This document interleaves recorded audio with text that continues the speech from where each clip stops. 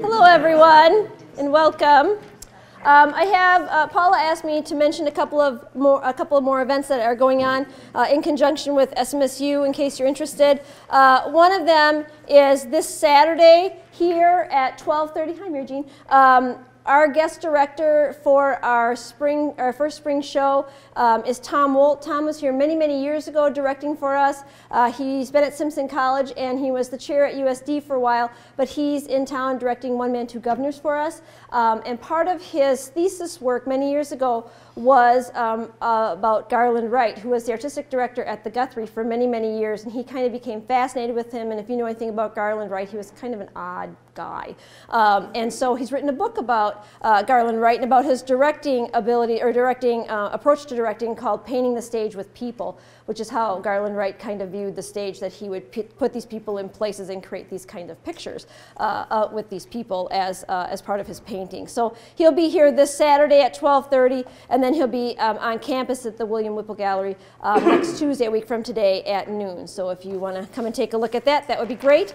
And then as part of Black History Month, on Tuesday, February 20th at SMSU in the Black Box, and then February 27th, the next Tuesday, here at 6:30, we will be doing a stage reading of Fences. We have a rather large African-American population right now that's very interested in this kind of thing. They don't have time to commit to be majors and minors and things like that, but they like kind of dabbling in theater. And so the Reader's Theater is a way to do that with a couple of quick rehearsals, and then they'll be in these two spaces reading August Wilson's Fences. A little bit about August Wilson. He was a playwright writing in the 20th century, and he took it upon himself to write about the African-American experience, not exploiting them or taking sides or things like that, but just things that they've had to go through in the 20th century. He was biracial himself, but identified as an African-American.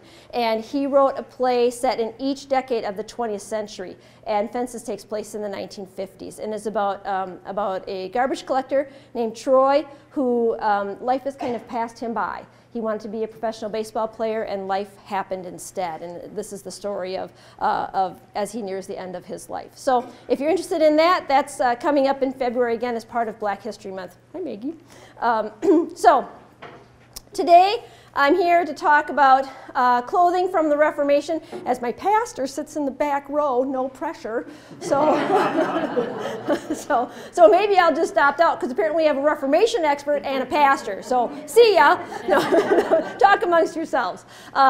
No, this is really dealing with the clothing, and I want to give you a little bit of a brief timeline of where we are, because the fashions that you see in front of you that were constructed are really from the early 1500s, around 1523, 1529. And so we're going to get there, and then we'll move on to the fashions. So in 1517, October 31st, Halloween, 1517, Luther hangs 95 theses on the church door, on the Catholic church door. And he's not really interested in breaking away from the Catholic Church. He's really interested in posing some questions about things that he's been thinking about. So, Pastor, if you could nod periodically, that'd be awesome. Okay, great, thank you. And so he's not interested in all of the things that followed. That wasn't his plan when he did this, but of course, as we know, things did not go as he had planned. In 1521, he attends the Diet of Worms, and he is asked to recant all the things that he's nailed to the church door, and there are lots of caveats and challenges with that, and they ask him to recant all, and of course, some of them have to do with actual biblical doctrine, and so he can't do that, and so because of that, he's excommunicated, and he's taken to Wartburg Castle, where he translates the Bible into German. You have to know that the printing press is available at this time as well, so that starts to become a great tool to kind of spread that knowledge of the Bible in a language that people can understand. In 1523, we've got two different things that happen that affect Luther's life greatly. One of them is the Peasants' Revolt, and Martin Luther gives his okay for the authorities to kind of squelch the peasants, and it is something that he deals with, the guilt of that he deals with for the rest of his life. The other thing that happens at that time is we've got this crazy bunch of nuns in the convent who want to break away from the Catholic Church as well. And Catherine von Bora is one of them, and they decide that they're going to escape, and they have, Leonard Kopp delivers the fish in these barrels, and so the nuns have this idea that they're going to get inside the barrels and they're going to be taken to freedom. And so they climb into the barrels and they are taken away out of the convent. And so it's Martin Luther's job to find placement for all of these women. And so he partners them up, he marries them off or gets them jobs that will eventually lead to husbands and things like that. And there's one nun left. I mean, it looks like a musical comedy number if you think about it. Like we're pairing up all these people and there's one nun left. What do we do with her? I guess I have to marry her.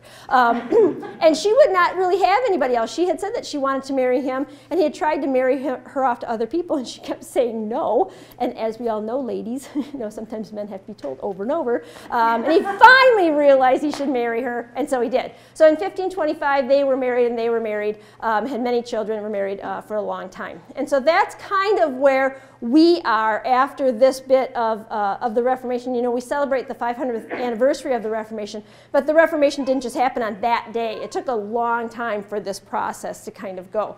But most of these fashions, as I said, are from the late 1520s, mid to late 1520s. So I want to show you a couple of different pieces of art here. Oh, I also have an art historian in the group. Rock on. So this is Lucas Cranach, who was a friend of Martin Luther's, and this is Martin Luther down here, and this is Catherine von Bora, who was his wife, next to him here, and then a couple of other subjects as well. What I want to show, what I want to kind of draw your attention to, Paula, can you dim the light just a little bit on that maybe? What I want to draw your attention to is on the gentleman here in the red, you can see those kinds of long lines that he has on his sleeves. Those are slashings. And we see it also on this woman here. It looks like her sleeves are two-tone. It's probably slashing. Slashing was a very popular kind of adornment of the clothing.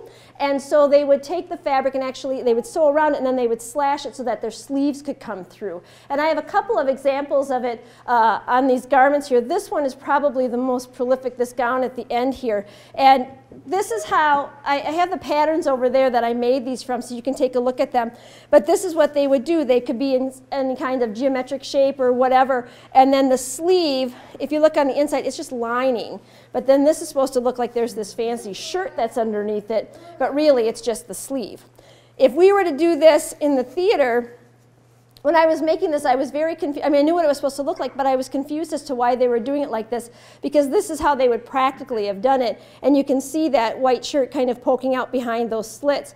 In the theater, what we do, because we've done this a lot, like there's a lot of shows that have this kind of adornment on it, and we'll make little pieces that go underneath these slashes. And so this is just a piece of muslin that I made, and then you cut the fancy fabric, 2, 3, whatever times the fullness that you want, gather it on, stitch it around, and then when you put it inside these shapes, then you pull it through, and you can decide exactly where you want it, and you can even pull the fabric through and make it stay there. You know, as opposed to hoping that it stays in place while your actors are moving around and stuff. And you can just see how much fuller and how much more dramatic that's going to be. I'm kind of proud of how that looks. That looks pretty good. Considering it, and it just takes a little bit of time. You know, you have to make a lot of them, but it looks so much better than seeing this sleeve underneath it, a little bit more dramatic. And it stays in place with actors moving around and stuff. You got to kind of try to make that do what you want it to do as opposed to what you want it to do. So Lucas Cranach, again, was a friend of Martin Luther's, and you can see the two of them down there on the bottom left, your bottom left. Also, Albrecht Dürer was also a painter at this time. Some different kinds of features that we see here, the different kinds of types of hats. I've got a couple of hats we'll talk about in a second.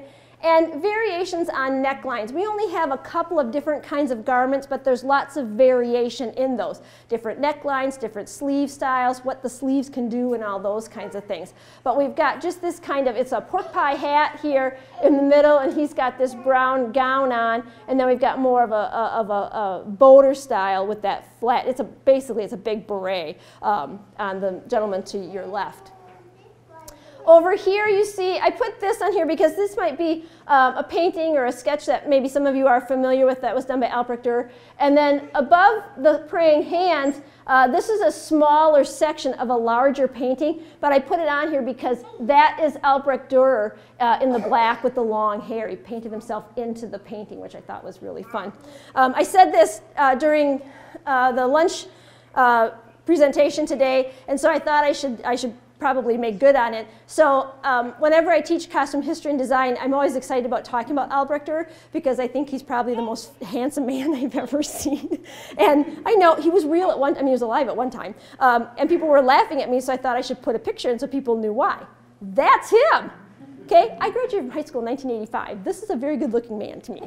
So, but that's Albrechter, and he did a lot of self-portraits, and so we see him age throughout his life, which is very interesting. The gown that he has on, that outer gown, has that fur trim on it. Those are called reavers, and you can see them on both of the garments here. They have that kind of fur reaver. You're an excellent lighting operator over there. Let's talk a little bit about the women's fashions. In particular here, we've got the two on either side, this lady here, and then this lady here. We'll just move you out of the way for a second. And so when I was doing this research, the thing that I thought was really interesting, and I had to go back and look at it a couple times because I thought that can't be right, because I always thought this, and I was completely wrong. So with the women's fashions at this time, we are coming out of the Gothic style, the medieval style, right? And so I'm thinking, right, so they've got these corsets and things, and I'm looking in my corsetry book, and there's no corsets, and I'm looking in the undergarments books that I have, and there's no corsetry. And whenever I do work with corsetry, I always refer to kind of the handbook for, I didn't say the Bible, the handbook for corsets, which is the Corsets and Crenlins book by Nora Waugh. And I'm looking in this, and the first thing she really has any kind of information on is around the mid to late 1500s. And I'm like, no, that can't be right. No, that's right. That's right. We don't have any kind of corsetry until we get into the Elizabethan era. So what's going on underneath this up until then? So what we have as we come out of the late Gothic and that medieval style is we have an undergarment, a chemise, or sometimes it's called a coat, C-O-T-E, which is this part right here. And this is what they would wear. This is it. And then over this, they would have a gown. And the same thing is true here. This dress form is a little bit too big for her. These would be closed all the way. And she would probably have this, this same item under here, but this top actually, this dress form doesn't really fit this very well. This is a little bit higher up, so she would have that and you wouldn't be able to see it, or just a little bit. This could be decorated with some kind of lace or some kind of embroidery to give it a little bit of a flair, but basically those were the only garments. Eventually what we're going to have happening is women are going to try to start to alter their bodies, right? And they start out with lacings. So you can see in that picture of Katerina van Bora right here, you can see that she's got this black lacing. And the same thing is true over here with this portrait. We've got this white lacing. And so what they would do is they would be able to kind of cinch in their waist and make their waist a little smaller. And of course, as always with corsetry, that's got to go somewhere. So it would push it up or it would push it down. And so what we see on these garments is this fuller skirt here is going to hide some of that. Okay, because she's got a little bump there, but we can't see it. That's awesome, right? Or it's fuller up here. So there's nothing else under there except for the lacing. Then what happens is that's not enough. Of course that's not enough. We're not going to be tight enough or stiff enough or flat enough. And so we got to figure out something else. And so what we devise is this thing called a stomacher. And so basically it's a piece of fabric, or two pieces of fabric, where we put glue on. And we put this glue on and we harden it, and then we can stick it down the front of the dress. And that will make our stomachs a little bit flatter. And then we've got the lacing, so we're okay to go. But what happens is the glue, of course, gets warm with our body heat, and so it doesn't hold its shape. So then we got to find out something else.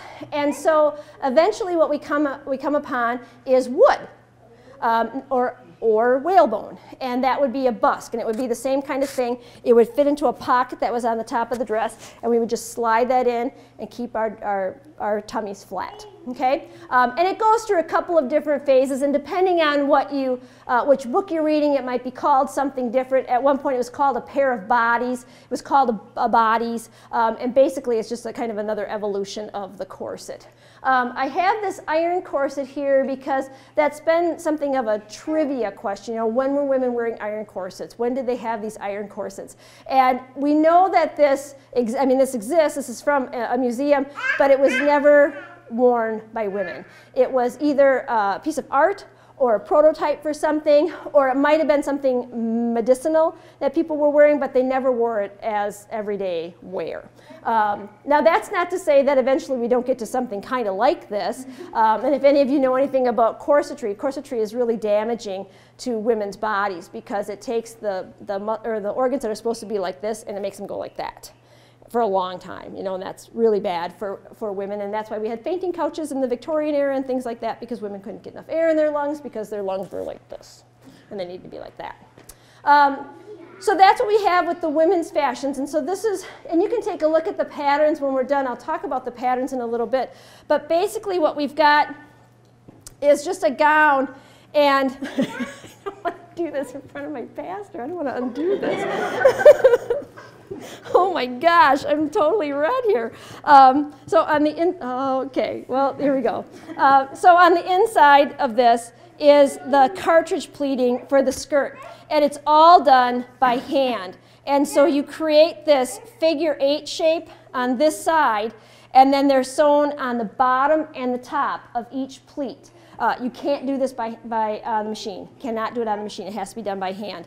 And some of these garments then, or when these garments are done then, they would stick out like this. And eventually what happens is we want more of it. Fashion goes in a cyclical motion like that. It goes like this, and it goes like this. And so we've got a little bit of a bump out here, and then eventually we want more. So we start putting padding in there. And then as we get to the Elizabethan era, we've got giant platters where these skirts are sitting on. And then when we get to the Restoration era, the skirts are so wide that women can't get through the door. The analogy I used this afternoon was Charlie Brown with the sandwich, and he's trying to get in with the sub sandwich. He's got to turn to the side, you know, because we've got these giant panniers, they were called, and trying to get through the door was impossible.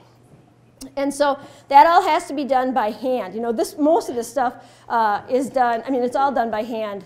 Would have all been done by hand. We did a lot of it by machine just because in the theater, these are going to go back in stock for us to use in shows, and we have to sew them on the machines because they got to be strong enough to be used, you know, a couple times a day or whatever, 2 weeks in a row. This is the other gown, and this has a chemise underneath it, and that goes, you know, to the ground. Basically goes to the ground, and then this is open here, and we could put a couple more snaps or hooks, or not snaps, hooks in there. They would also have lacing, you know, that I don't have any lacing here, but they could be laced as well. The lacing is really helpful, especially, you know, because these have to go from pregnancy to non-pregnancy to pregnancy to non-pregnancy and all those kinds of things, and then it has to help you with the recovery as well, so we could just keep cinching that stuff up, you know, and get you back in shape. So we've got, on here we've got this trim. This might also be on the bottom, and these are called guards, just like a guard standing watch. They're called guards, and they would have them trimmed around the bottom or maybe up a little higher, and then we've got them on a couple of the other things. This little guy's got guards on it too, down here on the bottom, and we'll get to him in a second.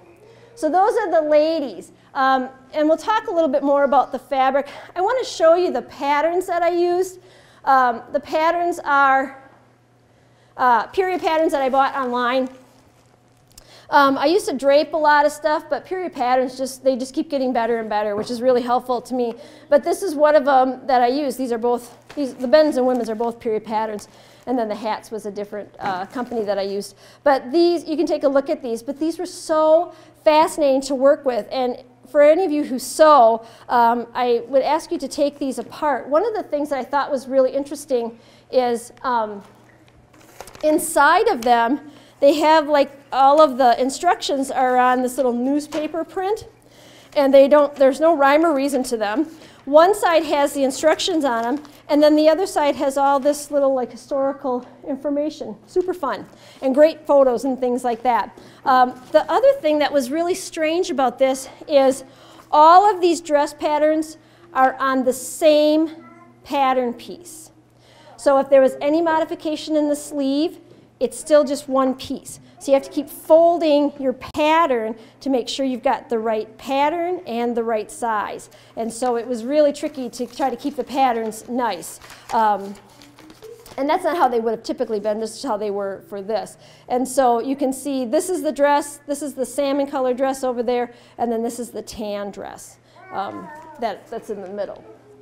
So that's the women's stuff. When we look at the men's stuff, I think it's really interesting. We have very few periods in fashion history where the men's fashion is actually a little bit more interesting than the women's, and this is one of those time periods, you know, because the women have such so few items, the men's are just much more interesting. So they have 3 basic elements, but there's a lot of things you can do with that. And here's a German wood carving or a print that I put up here. This is like slashing to the extreme. And the slashing started, we believe it started with the Swiss army where they had looted all of this fabric, and they wanted people to be able to see all the different kinds of fabric that they had looted. So they slashed their garments and they stuck the stuff that they had stolen through that so you could see all the things that they had pilfered. And this is a photo or a sketch of that. You can also see the shoes that they're wearing, all very similar, somewhat like a slipper style. That was made famous, that kind of footwear was made famous by Henry VIII. It was a little later. I mean, we're in that era, but he's a little later. And he was a very large man. He had very large feet. And so he wore these shoes called duckbill shoes, and they basically look like a duck's bill. And they had little slashes on them as well. And if you ever see any pictures of Henry VIII, you'll be able to tell. They're very kind of iconic shoes that he's wearing. When we look at men's fashions, again, this is what we see. These are the basic garments. I was saying this afternoon, I have a student who's been working in the shop with me for the last couple of years, and these little guys were hanging out in there, and she goes, hey, you know, that dress form over there? And I said, yeah. And she goes, that looks like Martin Luther. I said, you're right. You're right. It does. Very kind of, you know, obvious what era we're in here. And so what I'm going to do is I want to kind of deconstruct these and take these apart so you can see the different pieces to them. So we've got these 2 hats. They're from the same time period. They're actually from the same pattern. So we've got this one's a little bit fuller with the crown being a little fuller here. This one is flatter, but then we've got these kind of 2 different elements with the slit here and then the spike in the back there. This is a much flatter top. Maggie, you want to come up here? You want to put this on? Because they're kind of small. She wanted to wear the dresses, and I told her she couldn't. So we'll let her wear the hat. Can you put this one on? And yeah. And you can see when we look at Luther's hat, we've got this kind of look going on, and they would be rather jaunty with them. They would be off to the side as well, and she could wear it off to the side as well. It's a circle, so there's not really, I mean, unless you make it a front and back, there's not really a front or back to it. And then this one, right, we've seen this hat before. I mean, we know what this looks like, so interesting. Yeah, I'm surprised that these came back after the thing this afternoon. People were very intrigued by the hats for some reason. I don't know. So then we have those, and then, let me get back to the slashing slide here. And then we have these couple basic elements that we kind of mix and match. So we've got this gown, and the gown is the overcoat. They wouldn't wear it all the time, but they do have it as part of their standard wardrobe. It could be just open, or it could be tied with some kind of tie, some kind of roping. And then we see that they have these fur reavers that you turn back on both of them. This one is rabbit fur. This is just a simulated fur that I bought, but this is real rabbit fur here. And this is lined completely. This one has what's called faking. And so the faking is basically, we've got this large area to cover, but see, you're not going to see all of that. So I'm just going to put fake facing, expensive fake facing, where you're going to see it. And so this is all fake facing. This is, you know, you're going to see this, and you're going to see this back here. So I'm going to make sure that that's really nice. But I don't really ever take my coat off in public, and so you're not going to see what's on the back. And so if I take my coat off at home, though, I have this muslin lining on the top. This is cheap. They could use a muslin. They might use, they even patch it, you know, from different fabrics that they had and things like that, so they don't waste this expensive fabric that nobody's going to see up here. And that was done, I mean, that was done for a long time, and by men and women. And stories, I have costumes, I have fashions that people have donated in the shop from like the turn of the century into the 20th century. And we have these long skirts with an overskirt, and the underskirt from here up is all really cheap fabric. But you're not going to see that. Below it, it's all pleated and jeweled and things like that, but above it, it's muslin. So that's his gown. That's his gown, and again, this one's fully lined. This one has a different kind of sleeve on it as well. Those are a hanging sleeve that are decorated on the inside as well. We've got some nice fabric on the inside because maybe we want to turn that back so you can see how wealthy I am and how nice my fabric is on the inside of my garment. But they have this kind of hanging pointed sleeve. And then we have this one has a slit. And we can do lots of different kinds of things with this. Maybe it's got a closure on it so we can open it up and it just hangs. Perhaps we want to keep it closed and put our sleeve under like so. Or maybe we want to put our arm through like so. So we can do lots of different kinds of things with the same garment. Again, this is the gown that is lined with rabbit fur as the reavers. And then this is his doublet. People were super interested in the doublets today, and so let me just kind of tell you a little bit about where we are. This should close too, but he's a little brawny for this, but this one closes. So what they would have with this is a couple of different things. So we're at a moment in history now where we're starting to expand with our hose. So we've got the nether hose, which are on the bottom, and then the upper hose, which are the top part, they would be separate. And eventually what happens is a couple of different things go on. So we've got this gentleman to your far left here, and he's got more of a shorter bottom, and those are called pumpkin breeches or pluter hose. So they're a little bit smaller, a little bit shorter, I should say. The gentleman next to his are very similar, and then you can see some of them are longer. We've got some longer elements here. The 1, 2, 3, the fourth gentleman, the second from the right here, he's got these big panes. They're called panes, and they would be strips of fabric that then would be attached, so you could see the undergarment with the panes over it. That was another kind of decoration that they would do. So we think about this as kind of being a simple time, but they took these elements and made lots of different kinds of variations on them. Of course, what happens eventually is this element and those upper stocks kind of meld together and we get pants.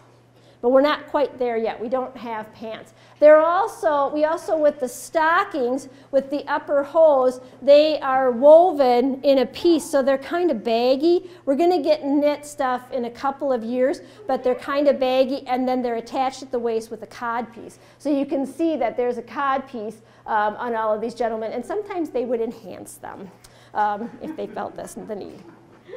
So that slashing and that kind of hosiery and those hose would be worn not necessarily under this. They might have the hose, but not those blouse and pants. Okay. So this is the gown, and a couple of things are going to happen with the gown. So one of the things that happens is we take the sleeves off and we take the bases off. The base is this skirt. So we take this off, and we'll get a vest. Okay? It becomes a jerkin, and then that becomes a vest. That's one of the things that happens. The other thing that happens is this element here, this seam, goes away, and this becomes one unit, and it starts to move back. Like during the American Revolution, those coats go back, and then they move up, and that becomes a suit coat. So there's a couple of different things that happen with this. And depending on where you are geographically and time-wise, it can be called a doublet, it could be called a jerkin, it could be called a vest, it could be called a waistcoat. It's called lots of different kinds of things. But that's what's happening with this item here. At this time, they're wearing this over a shirt. And so we've got this large shirt, and I have two of them here because I wanted to show you. That one's not done because I know you wouldn't believe me if I told you, so I have to show it to you because it's phenomenal. So we've got these gowns, and these, again, they might be hooked or they might be laced. like lacing up it. And so under that we've got a shirt. And the shirt, depending on the fabric, is going to have a different look to it, right? So when I cut this fabric, or cut this, this item, I kept looking at the pattern and thinking, I must be missing something because that can't be right. And I did what it told me to do, and by gum, it worked out. It told me to cut 4 pieces of the pattern. I'm like, why would you cut 4 pieces? It's a shirt. Because this is a piece, and this is a piece, and this is a piece, and this is a piece. They are 4 of the same pieces. The sleeve is this turned a different way, right? And so this is what it looks like without any waist, or excuse me, any neckband or sleeve band. So it is gigantic. So all of that is gathered up into the neck, and then all of this is gathered up into the wrist. And now there are variations on this. This could be a little bit wider. The neckline might actually be squared where this is rounded, but there's no closure. It just fits right over your head. So you just need to be aware of that. You know, when you're making that, it's going to fit over your head. But you can see, you can kind of see that this is that piece. It's just, right? It's just, I mean, it is that piece. So yeah, that we've just seamed it a different way. Really, really huge. I had one of my students hold it up, and she just thought it was so fun to see how big, and then of course she has to put it on and see how big it is, you know. It doesn't stay up very well. And I had, this afternoon, I had someone asking about like lower class, and really they're, you know, lower class would have just had a lower grade of fabric. Their costumes or their clothing would have been a little bit older, a little more out of date, a little bit more worn. And the peasants were probably wearing these types of items, but longer, you know, when they're working and things like that. And they don't have access to, we don't have access to knitting yet, so we're not quite there. But we will be very shortly. A couple of other items that came up today that I just want to kind of draw your attention to.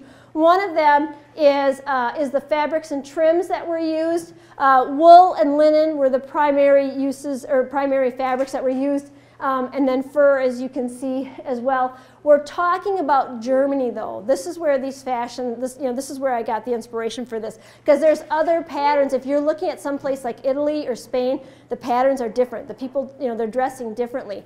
We've got some trade that's happening, so people are coming in with different kinds of ideas and things like that, and people are kind of hooking on to things that they like. We also have a lot of political marriages going on. So we have someone from one country marrying someone from another country, and so they bring with them these dowries of different kinds of clothing, or trousseaux of different kinds of clothing and things like that. So it starts to infiltrate this kind of nationalism that we've had before. So there's wood, or excuse me, there's wool, there's linen, and there's fur. Well, there's also wood, you know, if you're using the busk. Wool and linen and fur. And then as far as decorations go, we've got a couple of different kinds of decorations. Embroidery, just embroidery as we know it, and it might be black work or Spanish lace is sometimes called. That's black embroidery. There's also a cut work, which is basically embroidery, and then we cut out pieces of the underlying fabric to show through. The book that I used for much of my research is this historic costume book, her survey of historic costume book, and I use it a lot. There's a couple of costume history textbooks that are really quite good. There's a Blanche Payne one and a Whitaker one that I use, and this one is by Phyllis Turturro and Sarah Marchetti. And Sarah Marchetti teaches at Iowa State, and so I always think I should use this because she's close. And it's really quite good. And she's got all of this kind of information in here, but that fillet and that lacus is also one of the primary ways of decorating that we know about from this era. And it's all dependent, I have to read my notes here to make sure I say this right, but it really, what it is embroidery, but instead of the embroidery being done on a fabric and then the fabric being cut away, initially they embroider on a net or on some kind of more sheer fabric, typically a net, so that they can utilize that as an inlay or something like that. And then we have lace, just regular lace. And lace is totally different. Lace is something that's made with thread as opposed to an embroidery, and then you cut things away. That's all woven as its own element.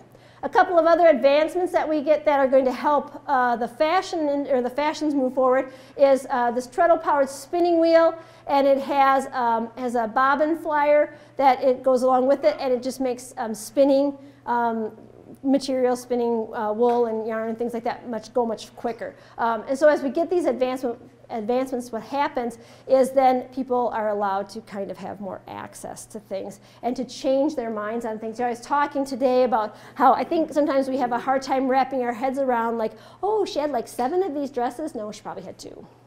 Probably had 2. And then those might go through different phases of their lives or be passed on to children and things like that, you know, if they lasted that long.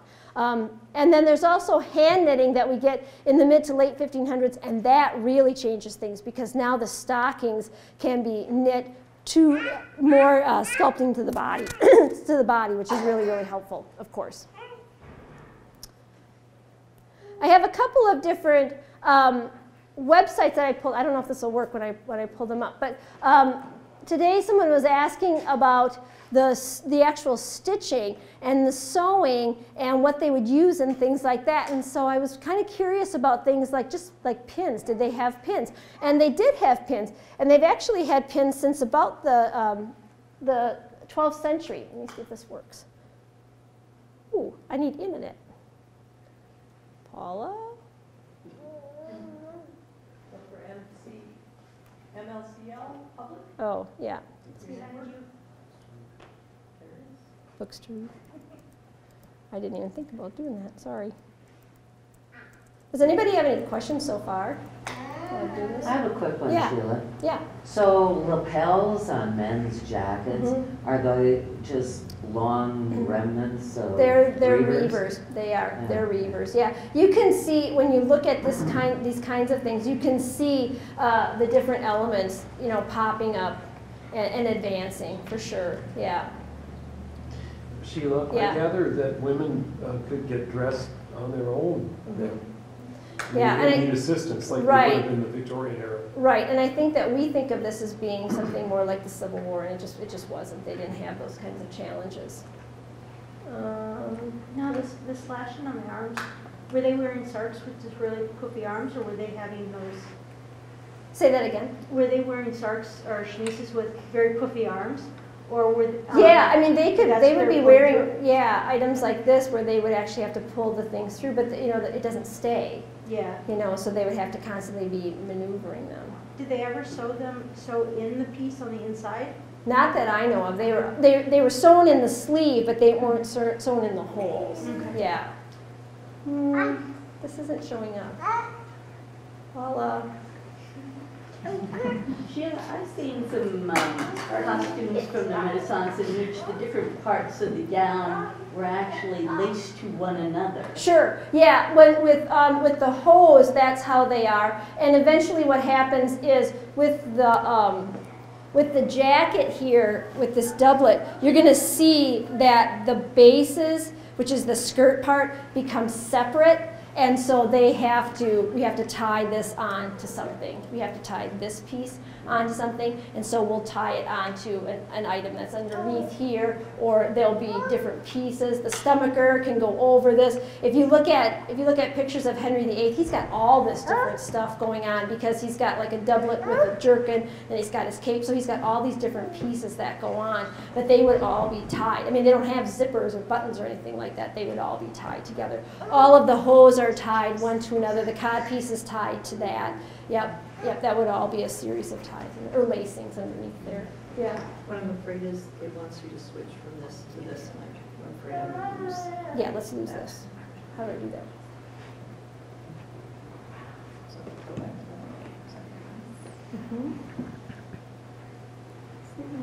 the It doesn't do it. Well, I mean, you can come up and take a look at it when I'm done here, but really, there's 2 websites that I found. One of them is a medieval hand stitching and finishing technique, so it gives you a long list of all the different kinds of stitches that were used, and I think that sometimes we forget that all of these things were done by hand. They were all done by hand. And I had, the brown one actually isn't even done. I've had my students working in the costume shop kind of like a sweatshop, the last couple of days working on these hooks. And it took one of the girls, it took her all day yesterday to put the hooks on this one. And you know, there's like 10 of them, but each on each side, and they got to match up and things like that. And then this one as well. So it takes a long time to do it, but it all has to be done by hand. I really wanted to, I was going at a conference last week, and I had this hat made, and I had this hat cut out, and I tried to hand sew it, and I'm like, no, I'm going to use the machine. Because it just takes a long time, you know, and I know they were faster hand sewers than I surely am, you know, but it took a long time. And the precision, of course, they have that down as well, because they were sewing all the time. And of course, we have a lot of people now, they don't know how to sew, or they don't know how to sew all those different kinds of stitches.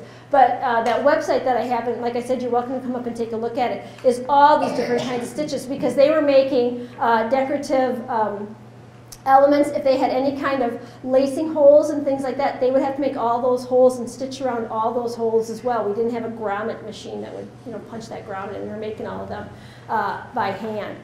The other website that I have up here is from a reenactment, and they're talking about things that would be in a 12th century sewing kit. And I thought that was really fun, things like scissors and things like that. But one of the items that they have is a history of the pins. This afternoon, Professor Jeff Kolnick was there. He's always a ringer. And he was talking about the pins, and he said that's one of the first bits of commerce that we have, that people were trying to sell. Sewing pins, not needles, but pins, and on the trade market, because there was something that people really wanted, were these pins. And they're interesting looking. They do look like pins, kind of. They look more like nails, like kind of rustic nails that they would be using to when they were sewing. But you had to have that. I mean, this, you know, this kind of pleating over here. I mean, this is all sewn by hand. All of these are sewn by hand, and then they're sewn on here by hand. You can't do any of it on the machine, but they could definitely have kind of held on to it while they were hand sewing, but the pins would have just made it a lot easier. So that's those, and them, and him, and him. So that's all of them. Do you have any questions about anything? Any other questions, I should say? And by candlelight. What's that? Right. And by candlelight. Yeah, or sunlight, right? Yeah. One of the questions I got today was about the children at this time, and the children, because we have children here, the children would be wearing basically mini versions of this, and that is true for much of history, that children were dressing like small adults. I mean, we even see that, you know, to some extent in the Victorian era. The skirts are a little shorter, but they are dressing like that. So they would have these on as well. But if you think about it, I mean, this isn't a whole lot. This isn't a whole lot. But eventually we're going to get, you know, little girls that are wearing corsets because they got to start shaping their bodies to have that, preferred 18-inch waist. So, yeah. I would assume that if you had a family of children, you'd be using hand-me-downs or hand-me-ups a lot. A lot. Because you have, like, we've got two, you know, I don't know, shirts or gowns or whatever that are this size, and two that are that size. Yeah. Yeah, and of course they're doing all their sewing, and one of the girls asked, you know, when you went to the shop and had your dress made, I said, yeah, it didn't really work that way. I mean, it might for the, you know, the elite, but really they were probably people in their household as well. They're not, you know, they're not going to Walmart and getting a new gown, you know. Yeah, so they would just be mini versions of this, and of course, depending on the time of year, you know, they've got a little bit more flexibility, so that maybe they're not wearing this, maybe they're just running around with this, you know, kind of thing. Yeah. Or the stocks, you know, the hose, and the idea of wearing just this or just this shirt. I mean, if you're a young man and you're really buff and, you know, and you've got a nice body and things like that, you're not going to come. This is an older, more modest man who's wearing this, right? If you've got, you know, if you're a young man, you're probably wearing hose and maybe a jerkin that comes to here. Then you've got the hose on with the cod piece. That's all you're wearing. You know, you're not going to fuss with all this kind of stuff. There's lots of paintings you can see from this era where you can definitely see the differentiation in age and class stature and all those kinds of things just in one painting. Mm-hmm. Was there any sort of ornamentation that they would wear, accessorized? Yeah, chains or yeah, they that kind of have. This is at the same time, around the same time as Sir Thomas More, and he had on a chain. Always wear that chain of command, you know, that he had with the big and we see lots of people wearing those. And you can see in the pictures here that the women, she's wearing gloves and has rings on, and the gentleman here and Katarina van Boer, they all have rings on as well. You know, the thing about like the hair and the other ornamentation, I mean, if you have long sleeves, you're not going to be wearing like jewelry, like bracelets and things like that, but definitely the fingers. And then typically what we see in fashion, when the necklines go up, then the hair goes up. When the necklines are open, then the hair goes down. And so you can see that there, you know, even Luther's hair is relatively long. We've got a shorter hairstyle up here on top, but you can see here with Durer's hair, I mean, look at how long it is because we've got kind of that openness that we don't have the ruff. I mean, think about when we get to Queen Elizabeth in a couple of years, she's got that big ruff around her neck while her hair's always up. She doesn't have that long hair. And that, again, that ebbs and flows too throughout fashion history. Yeah. Yeah, Jane? I've always found it kind of interesting that regardless of what time it is, there's designers or cultural forces, like in the 20th century, 21st century, it might be pop stars or movie stars, TV stars, but designers is telling people how they're supposed to dress. And I just find it interesting that women would go from relative comfort to no comfort. Yeah. boards Yeah. and metal and things Yeah. like that. But who was telling them that's the way it was supposed to be? Right, yeah. The Yeah, court? the courts, yeah. Yeah, and we've got, you know, as we look at where the erogenous zone is, we've got the men with the codpiece, we've got kind of this openness. We want to accentuate that. Well, how do you accentuate this area if you don't have it? You got to if you take this and put it up, then you have it. You know, so then that changes that trend, and then we go on to the next trend. And then, of course, as always, we take it to the extreme, and then we got to take it back. And that's practically the clothes are the wealthy you go out. Of course, You know, of course. work and then- Right, I can't move, but I don't have to do anything anyway, so look at how great I look. For sure. Yeah, we were just talking about that. One of my students and I were talking about that, about the world of high fashion, of haute couture, because she said they're so impractical. I said, well, they're not meant to be worn by regular people. They're meant to stand on a runway. And, you know, yeah. When you're doing costume, what do you do for shoes for this? So these would be a slipper, some kind of a slipper, closed back slipper. If we were doing them for a show, it would be something very similar, some kind of flat. Our biggest challenge when we're doing any show is the sound of how loud the shoes are. It doesn't matter how, you know, what shoes they are, they're always loud. So we want to make sure that we have something that's got a soft bottom on it. The other option is barefoot, and barefoot is even louder than shoes. People in barefoot on stage are it's just so loud, yeah. So it would be some kind of soft-soled slipper. Yeah, and with the men, depending, we've made shoes for shows in the past, so depending on the skill level of the students, we can do that kind of thing.